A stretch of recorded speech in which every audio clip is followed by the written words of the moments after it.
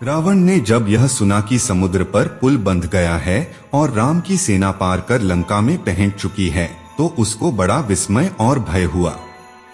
उसने कभी यह सोचा ही न था कि समुद्र पर भी पुल बन सकता है। अब उसने राम की सेना का बल जानना चाहा।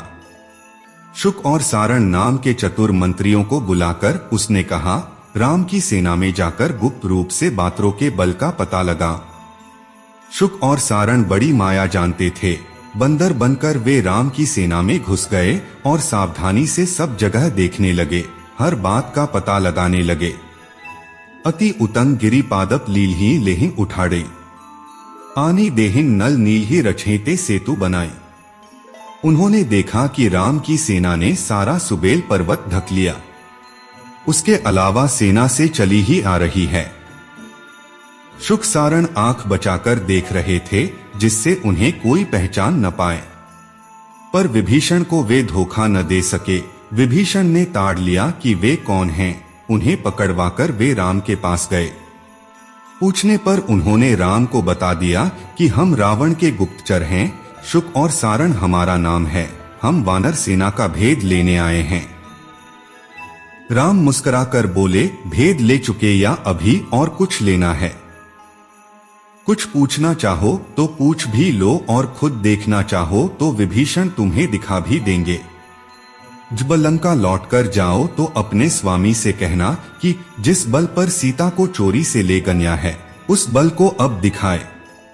कल से मेरे बाण लंका पर बरसने लगेंगे। विभीषण से उन्होंने कहा, इन्हें छोड़ दो और जाने दो, इन विचारों का क्या दोष। राम की जय जयकार करते हुए शुक सारण लंका लौट गए।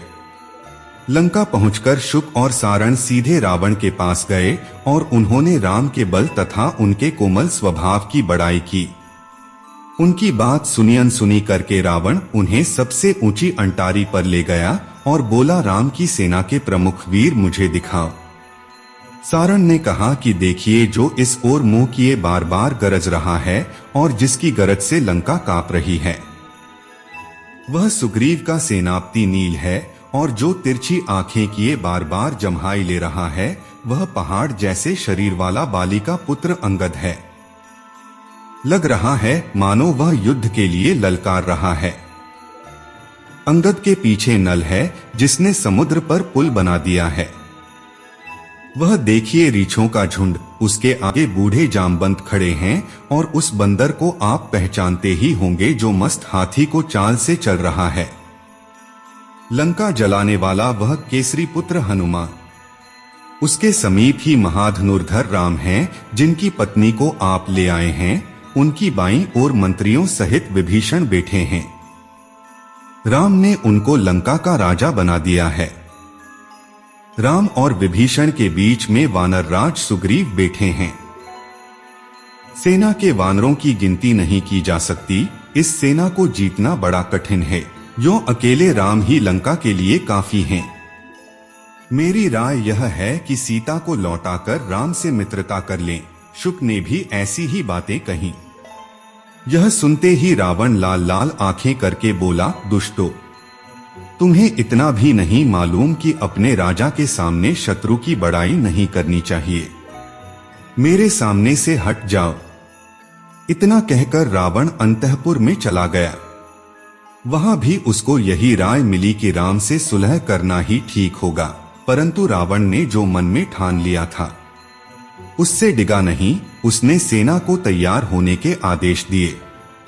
इधर राम ने भी अपनी सेना को 4 भागों में बांट दिया और यह बता दिया कि कौन सा दल लंका के किस द्वार पर आक्रमण करेगा।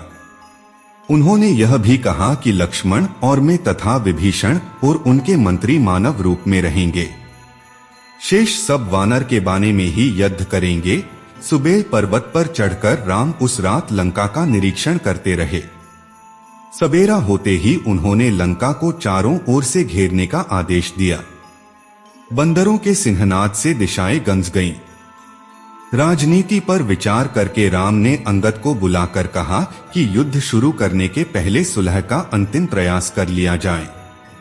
तुम मेरे दूत बनकर लंका जाओ। अगर सीता को लौटाने को रावण तैयार न हो तो उससे कह देना कि हथियार उठाने से पहले वह अपना श्राद्ध भी कर ले, क्योंकि फिर उसके कुल में कोई न बचेगा।